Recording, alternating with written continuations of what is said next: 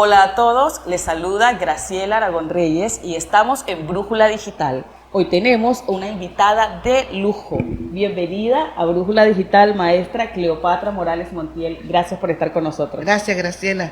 Gracias por esta invitación y por compartir este espacio de conversación entre nosotras. Maestra, iniciemos con su nombre, Cleopatra, nada más y nada menos. ¿Cómo ha usted convivido con su nombre? ¿Le gusta su nombre? ¿Cómo surgió el Cleopatra? Bueno, todo tiene su historia. Claro. Mi papá era un soñador, muy ácido a la lectura, a leer mucho, y entonces yo supongo, ¿verdad?, que él soñaba que todos sus hijos iban a ser reyes y reinas. Y así nació mi nombre. Él seleccionó y dio ese nombre, Cleopatra Dadmira.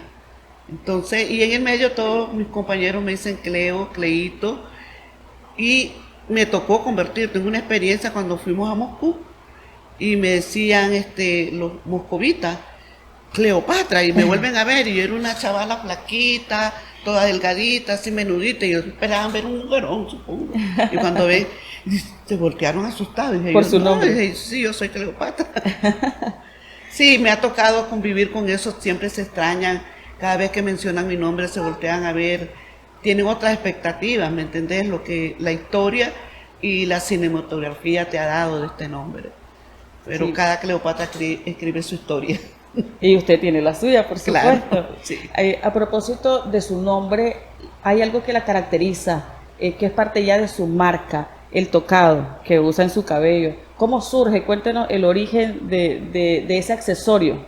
Bueno, mira, yo vengo de una generación de los 80, digo, muy orgullosa, soy de la escuela, nos formaron en la Asociación de Trabajadores Sandinistas de la Cultura, y siempre la motivación era que necesitábamos estudiar, investigar, conocer de nuestra identidad en el proceso de la revolución. Nací con ella, me siento orgullosa porque mi formación viene de ahí, y era investigar sobre nuestra cultura. Entonces, cuando en un momento de mi carrera profesional llego a la Universidad Nacional de Ingeniería, junto con otros compañeros, René Brenes, Silvia Araica, nos dedicamos a hacer trabajos de investigación sobre nuestras culturas que eran desconocidas, como eran del norte y las del Caribe. Y ahí comenzamos nosotros a trabajar sobre dar a conocer a estos pueblos originarios. Y bueno, en un momento del sofoque, del calor y todo eso, yo usaba un pañuelo para que el cabello no se me alborotara, para que no anduviera molestándome en los momentos. Entonces comencé a usar un pañuelo, después comencé a usar otro. Pero recuerdo que un día llegó Salvador Cardenal a dar un concierto y yo andaba sofocada, teníamos que entregarle una placa, entonces no había tiempo para hacer mucho. Yo agarré mi pañuelo, me lo puse y fui a entregarle la placa. Y así me quedé después, cada vez que iba a hacer un ensayo, que iba a hacer, y ya después fui inventando que otra forma, pero para mí es como un elemento de identidad nacional. No recoge solo la parte del Caribe, sino recoge toda nuestra cultura, los tocados que se hacen nuestras mujeres cuando van a bailarle a su santo, se colocan algo y van con sus flores. La gente del Caribe cuando va muy elegante, pero es diferente. Cuando nos toca hacer el trabajo, los garífunas, ellos usaban un tocado diferente. Entonces yo integro, y en este momento como diseño, integro el elemento de un tocado que era el trapito, cómo lo usaban, cómo se amarraban, cómo le dicen ellos el rebozo. Pero eran rebozos, pero nosotros les damos el elemento, bueno, propio de la cultura. Inventamos cómo hacerlo, cómo diseñarlo, con los muchachos buscamos, y fue muy rico para mí porque si la población lo aceptaba, se sentían identificados, es que habíamos logrado el propósito. Sí. Entonces ellos lo retomaron luego en sus bailes tradicionales, y no solo retoman, sino también los grupos de proyección artística retoman ese elemento, y realmente pues decimos, hemos cumplido con eso, pero parte personal. Fuimos encontrando diferentes formas y las fuimos compartiendo, y hay otros que también ya lo usan. Sí, he visto que eso es muy particular en usted, en la maestra Mercedes Grijalva y algunos miembros del Tepenáhuatl, o creo que solo ustedes dos. Sí, Mercedes y yo somos como hermanas, decimos, en la vida nos dan hermanos de sangre, sí, pero ella y yo hemos sido como hermanas siempre, y como las hermanas que se enojan, igualito. nos molestamos, pero siempre estamos ahí juntas y tenemos muchas similitudes. Entonces ella hace una cosa, yo hago la otra y compartimos. Entonces, en un día que íbamos también, en el 2018, estábamos en nuestro alboroto, nos amarramos el pañuelo y así lo vamos a llevar. Entonces ha sido, ella tiene su particularidad, yo la mía, pero se parecen. Y ya se convirtió en un sello de Cleopatra, además de su nombre, el tocado. Ya es parte, me dicen, ¿y cómo hace para hacer tantos? No, la verdad es que ya es la necesidad, ya es como algo que yo siento que es parte de mi identidad, pero como un elemento propio de la identidad nicaragüense, porque de lo que vos ves, vos vas logrando hacer una cosa artística, algo artístico que realmente les guste a los demás y puedan sentírselo como una identidad propia. Yo lo siento como parte de mi identidad nacional. Claro. ¿Y cómo surge esa inquietud por la danza? Bueno, yo decía, todos tenemos una historia, ¿verdad? Mi mamá era amante de las artes y una mujer que amaba todo lo que era el arte y ella soñaba que sus hijos tocaran piano, que cantaran, que bailaran, que pintaran, todo eso. Que ella de niña lo hizo de una manera empírica. Luego ella, una soñadora, somos de Puigalpa, Chontales, y ella emigró con todo su marimba de chavalo para Managua, con una maleta vacía y con los sueños nada más. Y ella nos enseñaba a bailar. Entonces yo recuerdo que de niña ella ponía sus pies y ella nos llevaba sobre los pies de ella bailando. Entonces, y nos enseñaba a identificar, decía, este es un merengue, esta es una cumbia, esto es un bolero, y así. Entonces yo cuando me decían, eso es tal cosa, pero ¿cómo lo sabes? Mi mamá me lo enseñó. ¿Su primera maestra fue su mamá? Mi madre nos enseñó a todos mis hermanos. Desde chiquito era como la tarea, el más chiquito ella lo ponía sobre los pies de ella, los pies de nosotros, los poníamos en los pies de ella y ella nos llevaba, decía, esto es suavecito, déjate llevar, es así. Entonces, para mí fue ella, mi maestra. Su primera maestra. Así. Después, con los años 80 yo era responsable de cultura de mi cuadra. Entonces teníamos que hacer algo y formé un grupo de niños de danza. Pero era más el interés que era un poco que sabía para enseñar. Entré al Manuel Olivares y allí la maestra Blanca Guardado está dando taller. Y entonces yo voy a entrar para aprender y enseñar. Pero al final me quedé en el grupo. Ya era poco lo que enseñaba, solo los apoyaba de vez en cuando. Y mi hermana menor, que también era amante de la danza, ella formó su grupo, lo continuó y hizo un grupo que se llamaba Gilimucha. ¿Y cómo llega Cleopatra a Tepenahual? ¿Cómo se convierte en bailarina? En el Manuel Olivares estaba el proyecto de la revolución, el acceso a la cultura, al pueblo, porque realmente no teníamos acceso. Yo quería hacer arte, quería ser bailarina de ballet en mis tiempos de niña, pero no había, las escuelas no eran accesibles, era solo para la gente que tenía recursos y que podía pagar un maestro. Nosotros no. Cuando se da esa época pudimos nosotros tener acceso a eso y tener una formación profesional sobre la danza. Y nacimos en el Manuel Olivares. Se llamaban talleres de iniciación Tepenahual, talleres de danza Tepenahual. Entonces su maestra, luego de su mamá, pasa a ser Blanca Guardado. Esa es la gran maestra y sigue siendo. Mi maestra yo le reconozco mucho porque nos estimuló a ver la danza como una profesión. Uno de sus discursos decía, ustedes van a prepararse profesionalmente, pero hagan de la danza su profesión, no es un pasatiempo. Y agárrenla con esa responsabilidad. Entonces esa generación, digo, es la más comprometida, es lo que han hecho. Unos estamos de directores, otros están como docentes, como coreógrafos, otros como promotores, como dirigentes culturales. Entonces sí pudimos cumplir, gracias a ese proyecto cultural, ese deseo de poder aportar desde nuestra profesión a lo que es el desarrollo de la cultura nacional. Entonces, podríamos decir que varios de los alumnos de las bailarinas fundadoras de Tepenahual con la maestra Blanca Guardado han construido todo un aporte en los estudiantes, en las universidades, porque cada una de ustedes, la maestra Mercedes Grijalva, usted y Iván Ali también, Bismarck, están dirigiendo espacios culturales, espacios de la danza. Sí, yo reconociendo a todos mis maestros, porque a todos los admiro, a la maestra Irene, a la maestra Ide, a Ronald, compartíamos antes muchos otros espacios en los años 80. Entonces cada uno es una escuela, y cada escuela tiene su sello. Y yo digo que la escuela de la maestra se multiplicó, porque ella siendo maestra de primaria, graduada en la normal, después estudió en la universidad, esta pasión la fue llevando a prepararse. Y ese sentido de docencia lo transmitió a sus estudiantes, de ser comprometidos, de saber enseñar, de llevar procesos metodológicos para poder enseñar, para que el estudiante lograra realmente el objetivo que se esperaba. La revolución, ya estando en los 80, perteneciendo a Tepenáhuac, ¿qué significó la revolución para Cleopatra en su vida artística? Pues cuando sos joven, no lo ves. Para mí la revolución era mi vida, era la pasión, era entregarte, era la solidaridad, era el compañerismo. Y nosotros en el grupo así lo vivíamos. Si no teníamos que comer, mira, no tengo que comer, el otro te daba. No ando por el pasaje, entre todos.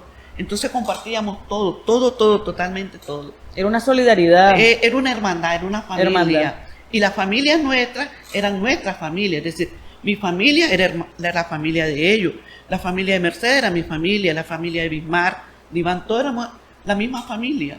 Entonces entre todos nos apoyábamos y un día decía, vamos a hacer algo, pero nos vamos a ir a la casa de tal, ahí vamos a dormir, y la familia buscaba quedarte de comer, cómo atenderte. Entonces fue un proceso muy bonito, pero sobre todo porque me abrió la puerta. Yo pude estudiar a partir del proyecto de la Revolución, pude estudiar mi carrera de Artes y Letras con mención en arte. Pude hacer otras preparaciones desde la Asociación Sandinista de Trabajadores de la Cultura, donde nos daban una preparación integral para ser artistas. Nosotros éramos de danza y en mi juventud decía yo, ¿cómo puedo yo? Me dan tantas cosas, decía yo, ¿por qué tengo que saber de tanto? Si yo lo que quiero es bailar. Hoy digo, gracias compañera, que tenía esa visión de que los artistas fuéramos integrales, de que pudiéramos conocer de todo para crear una obra. Insistía en la investigación, pero además una experiencia muy rica, Graciela. Fíjate que nosotros nos movilizábamos, vivíamos en los frentes de guerra, en las fábricas, en los mercados. Había una comunicación directa con el pueblo, tanto los que están en los frentes de guerra, como en las fábricas, como en los barrios. Entonces eso se te da una experiencia única. Claro. Como decir, conocer la realidad, compartir con las personas y decirte que te daban lo mejor, y en el frente de guerra que no sabías que podías regresar a tu casa viva, porque nosotros tuvimos una experiencia de que veníamos de Quilalí y habían botado un puente cuando ya pasábamos, o cuando ya salíamos estaban quemando un rancho, estaban quemando una población. Entonces decía yo, las oraciones de nuestros padres siempre nos acompañaron, porque gracias a Dios no nos eran pasó situaciones nada. De peligro No, y de mucho... Tuvimos un momento que llegamos a Colón Orosí y llegamos hasta Cárdenas, y ahí la contra estaba al otro lado y nosotros caminando 45 kilómetros a pie para llegar a Cárdenas, cargando las maletas, cargando todo sobre arena. Vos sabes que es más pesado, y claro, teníamos horas límites para llegar. Vos, claro, vos no sabías que no lo puedo hacer, no, tenías que hacerlo, ni pensábamos, no hay que hacerlo. Íbamos ahí y cuando llegábamos, pues no lo logramos. Montarse en un camión sin luces, bajo lluvia. Pero ustedes... esto lo vivíamos y era una parte de que decíamos, nos queríamos, íbamos protegiéndonos y cuidándonos, rogando llegar al lugar. ¿Cuál era su participación en ese momento? Bueno, como bailarina. Y yo era en esa época secretaria de base de la Juventud Sandinista, secretaria política de la primera asamblea de base que se forma en el Ballet Folclórico Tepenáhuac, que la hace la juventud. Entonces es un hito que luego se repite en otras agrupaciones. Entonces nosotros teníamos ese compromiso, ese estudio de estudiar la situación política, de estudiar la situación social, de ver cómo nosotros nos integramos en el proceso y cómo éramos parte propia del proceso.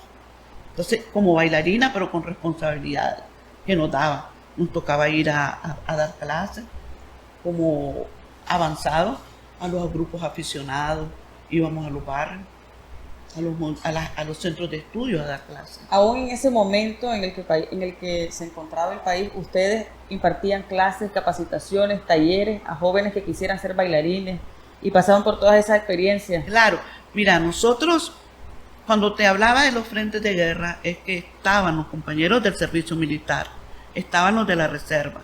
Entonces había que llevar una motivación, un poco de lo suyo a ellos, un poco de su familia, la esperanza de que podíamos vencer y que íbamos a seguir unidos venciendo.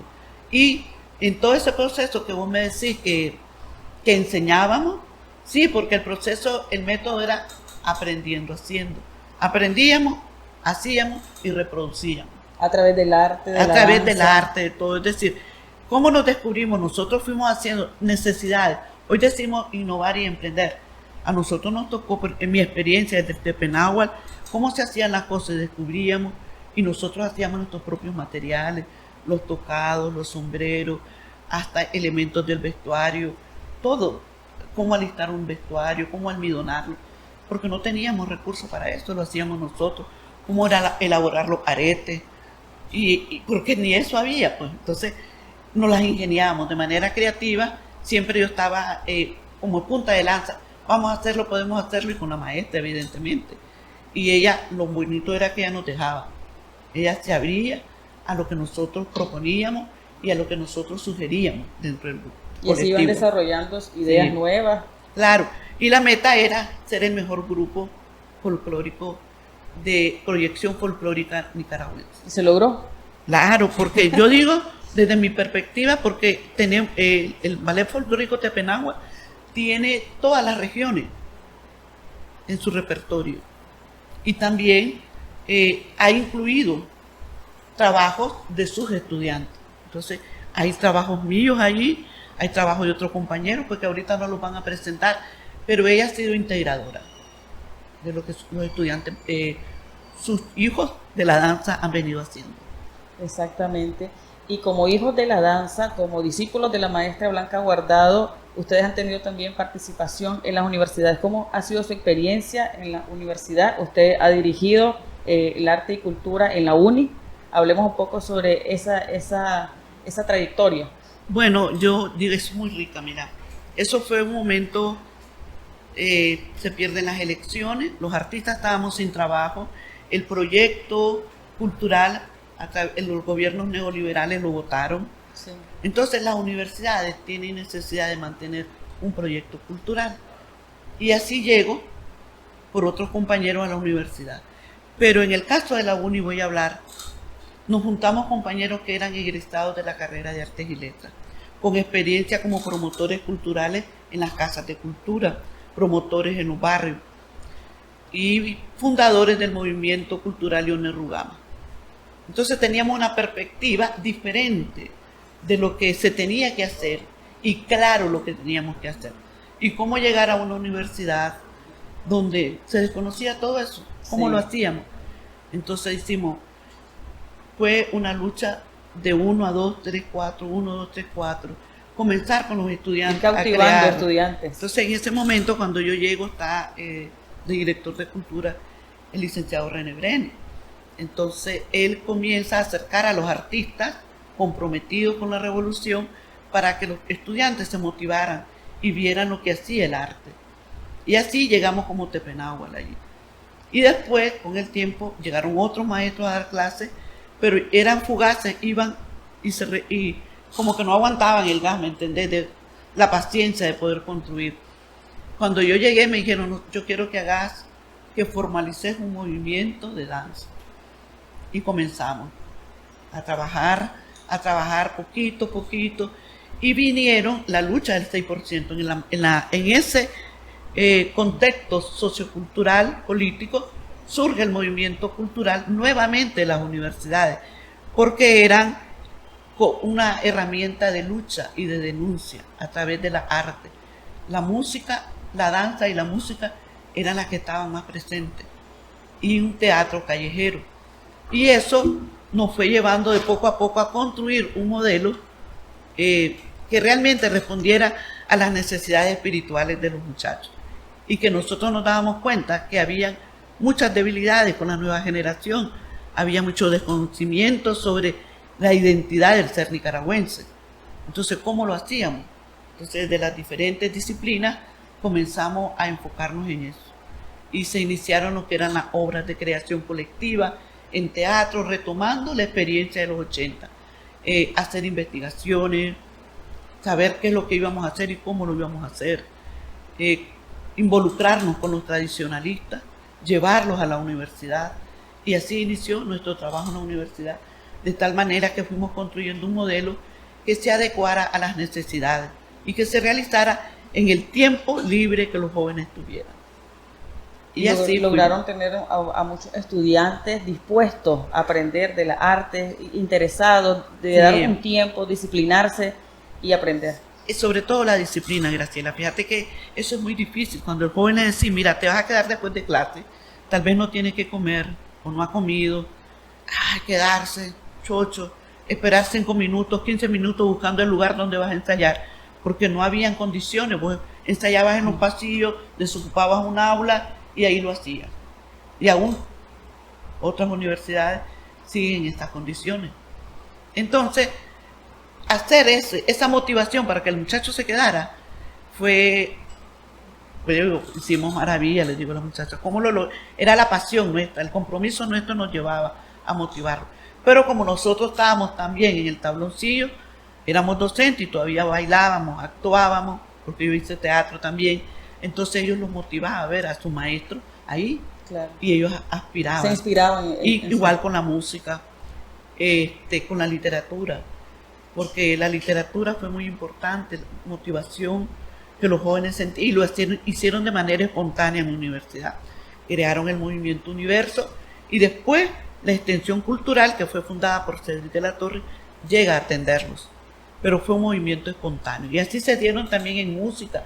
La UNI llegó a ser la cuna del rock universitario, pero luego fuimos entrando a la parte de la música nacional como una parte de la identidad, y ellos entraron a investigar expresiones populares, y desde allí comenzaron a crear música rockera, pero sobre temas nacionales. A propósito de eso que está mencionando, de ahí le conocí yo hice teatro en la UNAM Managua, y eso que está describiendo usted de esperar las horas después de clase para poder ir a hacer teatro, para poder, en mi caso yo tenía que esperar 4 o 5 horas, entonces iba a hacer las tareas a la biblioteca y me quedaba esperando la hora de teatro con la profesora Mayra, y ahí fue donde la conocí a usted con Extensión Cultural, con el intercambio con la embajada en ese entonces la embajada de España, que se hizo un grupo de teatro interuniversitario, y ahí usted estuvo participando cuando hicimos la gira por varios departamentos de Nicaragua y eso.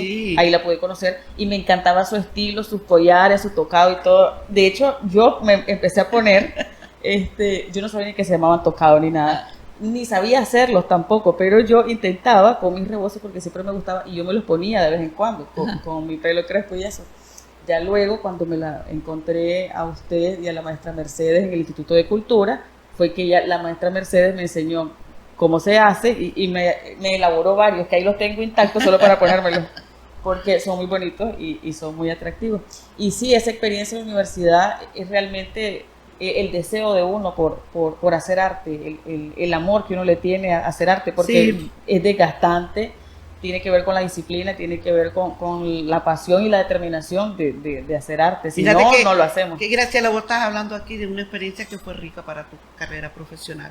Entonces decimos nosotros, si hay algo que te inspira, porque me dicen los estudiantes egresados a la universidad, profesora, la ingeniería nos enseñaron tanto, pero lo que me enseñó cultura, eso no tiene un nivel, eso para mí no tiene un precio, porque me enseñó a ver el mundo de otras perspectivas, a ser integral. Y entonces cuando te lo dicen los estudiantes, decís, ¡ay, qué rico! Porque ni uno mismo se lo imagina, todo lo que el estudiante... El impacto que causa en todo un estudiante. Las competencias, hoy ya hablamos de competencias, se hablan de las competencias genéricas, y yo digo, una competencia genérica de todo ser humano es bailar y cantar. Aunque bailemos mal, bailamos. Y aunque cantemos mal, cantamos. Y nos sentimos bien cantando y bailando, ¿verdad? Es decir, vos bailás y estás alegre y bailaste. Cantás porque estás feliz. Entonces parte de nuestro ser, el arte es el alma del ser humano. Sí. A través de las diferentes expresiones de la pintura. A mí me encanta, la verdad es que me encantan todas las artes. Entonces, creo que en las obras que he montado, con ayuda de mis compañeros también, porque nada se hace solo, Sí, con lo que he todo en investigado, equipo. con los mismos estudiantes que me siguen como decimos, la nota, me la siguen ellos y se unen a lo que yo hago.